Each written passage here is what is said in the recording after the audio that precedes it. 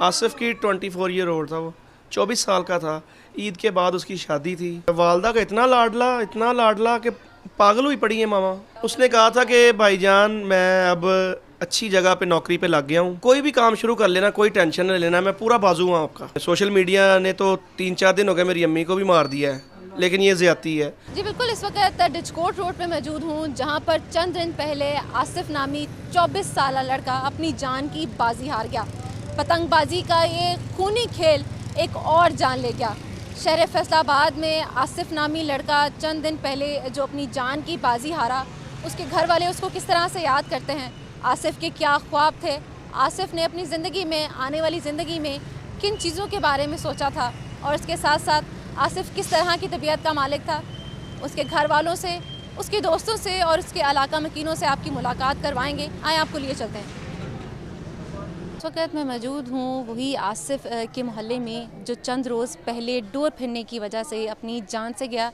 अपने माँ बाप के लिए, अपने बहन भाइयों के लिए एक गहरा ज़ख़म जो है वो छोड़ गया। उसके घर में, उसके मोहल्ले में, समनाबाद के अंदर मौजूद हूँ।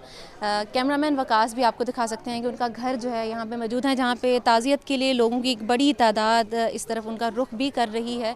अपने बहन भाइयों से, उनके बहन भाइयों से मिलने का सिलसिला जो है वो जारी है। ये एक खूनी डोर जो है वो फिरने की वजह से ये वाक़या पेश आया। इस वक्त उनके मोहल्ले के अंदर मौजूद है, जहाँ पर आसिफ जो है खेल कर बड़ा हुआ, अपनी ज़िंदगी के तमाम ऊंच नीच को जो है उसने देखा, और आखिर को जो है वो अपनी ज़िंदगी से हाथ धो बैठा। एक ऐसे जो है नाखुशगवार वाक़या जो है वो पेश आया, जो कि उसकी सारी ज़िंदगी को और उसके घर वालों को जो है उनकी ज़िंदगी को बदल दिया। इस वक्त मैं उनके मोहल्ले के अंदर मौजूद हूँ। हमारे साथ उनके चचा जो हैं वो मौजूद हैं, कुछ मोहल्लेदार मौजूद हैं जिन्होंने आसिफ को हमेशा से देखा, उसको बचपन से लेके बड़े होने तक उसकी किस तरह की ज़िंदगी थी। उनके चचा हमारे साथ मौजूद हैं, उनसे जान लेते इस हवाले से। सर बताइएगा कि बहुत ही नाखुशगवार वाक़या जो है चंद रोज़ पहले पेश आया। आप आसिफ के चचा भी हैं, बड़े करीब से आपने उसको देखा होगा, क्या कहेंगे कि क्या वाक़या था? वो बच्चा जो है जी बहुत ही कमगो बच्चा था, और पूरी उसकी 23-24 साल ज़िंदगी में वो जी अच्छा अस्सलाम वालेकुम, इसके अलावा मुझे नहीं लगता उसने कोई और वर्ड्स यूज़ किए होंगे। और हमारे बच्चों की रूटीन है कि वो आपस में कज़न ही दोस्त हैं, और उनकी कोई बाहरी दोस्ती भी नहीं है। ठीक है, माशाल्लाह BBA होल्डर था, उसके बाद फिर जॉब कर रहा था, और ईद के बाद उसकी शादी भी थी। तो बस ये जो सानहा हमारे साथ हुआ है, अल्लाह रब्बुल इज़्ज़त बहुत सारे घरों को, बल्कि सभी को इस मुश्किल से, इस परेशानी से बचाए। 7 बहन भाइयों में सबसे छोटा और कम उम्र 24 साल आसिफ अपनी घर में किस तरह से था, उसके घर वाले उसको किस तरह से लाड लड़ाते थे, और अपनी तर्ज़ ज़िंदगी उसकी किस तरह से थी। उसके बड़े भाई यासिर से आपकी मुलाकात करवाते हैं कि वो इस हवाले से क्या कहते थे, उनकी क्या यादें वाबस्ता हैं अपने भाई से, और आसिफ किस तरह के ख्वाब रखता था अपनी आने वाली ज़िंदगी के हवाले से। इफ्तारी का सामान कुछ लेना था, कुछ ले आया था। 11वीं शरीफ थी, उसके लिए अम्मी को सामान वगैरह ला के दे दिया, और कहता मैं आता हूँ 5 मिनट तक। बस फिर वो दोबारा नहीं आया। मैं चला गया अपनी शॉप पे, उधर मैंने असर पड़ी है। असर पढ़ने के बाद मैंने वैसे ही एक वो ना, मतलब दिल को कुछ हुआ, मुझे किसी ने नहीं कॉल की ये ट्रेजेडी हो गई है, नहीं हुई, मैंने खुद ही कॉल की है वैसे ही। और आगे से फ़ोन किसी ने रिसीव किया, पहले 1-2 कॉलें की हैं, नहीं रिसीव किया, दूसरी या तीसरी कॉल पे रिसीव किया है। जैसे रिसीव किया है तो शोर बहुत ज़्यादा आ रहा है, जैसे ना कोहराम मचा हो, मंडी में जैसे बंदा होता है ना, इतनी तेज़ आवाज़ें आ रही थी। तो निकनेम मोनी था उसका। तो जैसे घर में आम रूटीन में बंदा बोलता है मोनी, हेलो मोनी, तो उसने कहा, किसी ने आगे से ना बोला नहीं। फिर एक बंदे ने बोला यासर भाई का फ़ोन है। उसने स्क्रीन पे शो होता होगा यासर भाई जो लिखा होगा उसने। तो जैसे किसी बंदे ने उन्होंने कहा यासर भाई बोल रहे, मैंने कहा हाँ यासर भाई बोल रहा हूँ। कित्थे? मैं क्या मोनी कित्थे?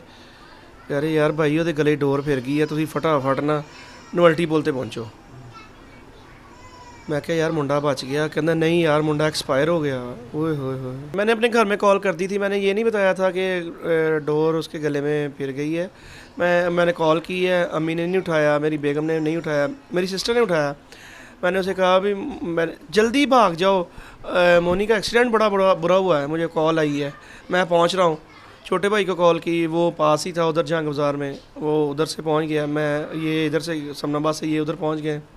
तकरीबन 2-4-5 मिनट में ये पहुंच गए, मैं 10 मिनट में पहुंच गया होऊंगा।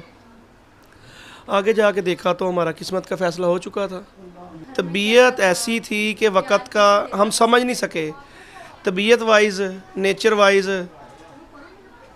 और लुक वाइज तो सब सारी दुनिया ने देख ही लिया है कैसा था। जैसा वो चेहरा था वैसा ही वो इंसान भी अंदर से प्यारा था। पैगाम ये है कि मैं रिक्वेस्ट ही कर सकता हूँ ऐसे, यार ये 2 मिनट का आपका मज़ा है, 2 मिनट का मज़ा है। ज़िंदगी बर्बाद एक की नहीं है, उससे उसके साथ जितने भी रिलेटेड हैं सबकी ज़िंदगी बर्बाद है। चाहे उसकी बहनें हैं, चाहे उसके भाई हैं, ये तो चलो कुंवारा था, चाहे उसके बच्चे हैं, ये तो कुंवारा ना, मैं जनरली सब की बात कर रहा हूँ। माँ की तो उजड़ ही गई है ना। तो बड़ी सोशल मीडिया पे गर्दिश कर रही है एक बात, एक वीडियो, एक मेरी अम्मी के बारे में। सोशल मीडिया ने तो 3-4 दिन हो गए मेरी अम्मी को भी मार दिया है, लेकिन ये ज़्यादती है। जो लोग हमारा दुख कम नहीं कर सकते तो काइंडली बढ़ाएं भी ना। और एक कल मैंने बल्कि एक मेरे से अफसोस फातिहा कहने के लिए एक आया, उसने मुझे टिकटॉक पे वीडियो दिखाई है, उस पर एक लड़की की तस्वीर है, आसिफ की तस्वीर है, उसके साथ लड़की की है कि ये इसकी मंगेतर थी, इसके साथ इसकी शादी थी। ये बिल्कुल रॉन्ग है, बुरी बात है। वो पता नहीं कौन है लड़की, ऐसे किसी लड़की को पता नहीं कौन है यार, जो भी पाकिस्तानी है, इंडियन है, खैर हमारी नहीं है बच्ची, वो जिसके साथ आसिफ की थी वो माशाल्लाह हाफ़िज़ कुरान है, बड़ी अच्छी बच्ची थी। हम अब शो नहीं कर रहे उसको, क्यों करना है शो। यहाँ पर जो इलाका मकीन थे, उनके साथ रहते थे, जो आसिफ को देखते थे, वो भी हमारे साथ मौजूद हैं। उनसे भी जानने की कोशिश कर लेते हैं कि वो इस हवाले से क्या कहेंगे। सर मुझे बताइएगा कि आप आसिफ को देखते थे, वो इस मोहल्ले में होता था, घर से बाहर निकलना किस तरह का रवैया था, कैसी तबीयत का मालिक था? वो किसी के साथ ग्रुप में नहीं शामिल था। वो आता था, सुबह काम पे जाता था, सलाम लेता तो चले जाता था। किसी लड़के के साथ आयरा वगैरह कोई तकरीब कर, कोई बंदा और अमन पसंद शारी था, नमाजी परहेजी आदमी थी, और कोई नहीं था। और हम मैसेज देंगे कि गवर्नमेंट को कि क्रैक डाउन कर दें और पतंगबाजी बेचने वालों को, बनाने वालों को पकड़ें और सजाए वाक़या दे दें। मैं CPO को और RPO को मुबारकबाद देता हूँ जिन्होंने ये अच्छा काम किया है। मुझे ये भी साथ साथ बताइएगा कि आसिफ जब मिलता था सबसे तो किस तरह का खुश मिजाज था, या जैसे आपने कहा कि ग्रुप में खामोश रहना, किस तरह? खुश अखलाक था, सलाम दुआ के साथ बात, कुछ काम नहीं, किसी के साथ भी नहीं, किसी के साथ भी नहीं, खुश अखलाक था और अच्छे तरीके से मिलता था। एक पैगाम दे दें कि ये जो एक खूनी खेल जो है वो खेला गया है और ये अभी भी मज़ीद जिस तरह की पतंगबाजी जो है वो होती है जिसकी वजह से कई जानें चली जाती हैं, क्या पैगाम देंगे कि इसको रोका जाए? मैं तो पहले भी कह रहा हूँ कि मैं इंतज़ामिया से कह रहा हूँ कि जो बेचते हैं, जो बनाते हैं डोर को, पतंग को, उसको पकड़ा जाए, उसको करारे वाक़या सजा दी जाए और पाबंदी लगनी चाहिए। इसके ऊपर पाबंदी जो है वो लगने की बहुत ज़्यादा ज़रूरत है ताकि इस तरह का खेल, इस तरह की जानें जो हैं या अपने माँ बाप से दूर होने का सदमा दोबारा से किसी माँ बाप को ना हो सके।